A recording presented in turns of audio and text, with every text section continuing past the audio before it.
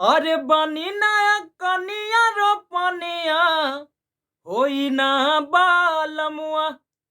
बनी नया कनिया रोपनिया होई ना सजनवा।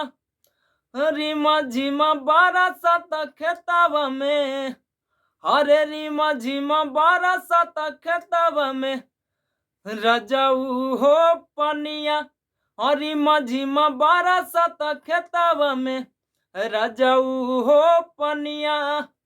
भैया नमस्कार प्रणाम, हम यो तो नहीं सबके छोटका भाई आशीष कुमार, और जितना भी वीडियो के देखी था भैया सबके पैर छू के प्रणाम हुआ। चला आज एगो धान रोपनी के बहुत ही सुंदर गीत सुनावे थी वह गाना।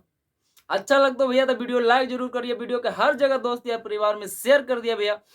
और हाथ जोड़ के विनती है तो नहीं सबसे चैनल के सब्सक्राइब जरूर करिए, ताकि भाई के हौसला बढ़ो, हिम्मत बढ़ो भैया। तो नहीं सब लाइक शेयर सब्सक्राइब करबा, हिम्मत भाई के बढ़तो। तो सुना, अरे बानी नया कनिया रोपनिया होई ना बालमुआ।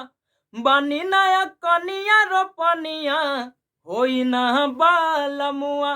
अरे मझिमा बरसत खेतवा में, अरे मझिमा बरसत खेतवा में रजऊ हो पनिया।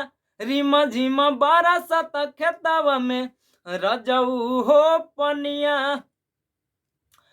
अरे मुहावा फूलवले गरनिया कवने कारणवा। मुहावा फूलवले गधनिया खैबे कहाँ सुथनिया। करे पर तो तोरा गधनिया, करे पर तो तोरा गरनिया खेता में रोपनिया। करे पर तो तोरा गधनिया खेता में रोपनिया। अरे नया बानी कनिया, नया बन, अरे बानी नया कनिया रोपनिया करब ना सजनवा। और मझिमा बरसत खेतवा में रजऊ हो पनिया। रिमा झिमा बरसत खेतवा में रजऊ हो पनिया। कैले पढ़ाई बानी और इंग्लिश मीडियम से होई ना रोपनिया सैया कहता निमान से।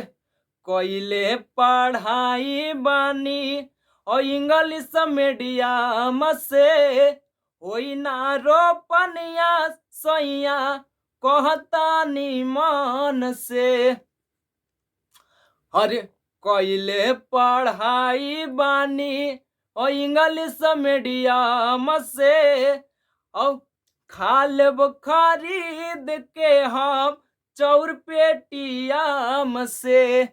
अरे मुहावा फूलवले गधनिया कवने कारणवा। मुहावा फूलवले गरनिया खैबे कहाँ सुथनिया। करे पर तो तोरा गरनिया, करे पर तो तोरा गधनिया खेता में रोपनिया। करे पर तो तोरा गधनिया खेता में रोपनिया। अरे बानी नया कनिया रोपनिया करब ना सजनवा। अरे मझिमा बरसत खेतवा में रजऊ हो पनिया। अरे मझिमा बरसत खेतवा में रजऊ हो पनिया।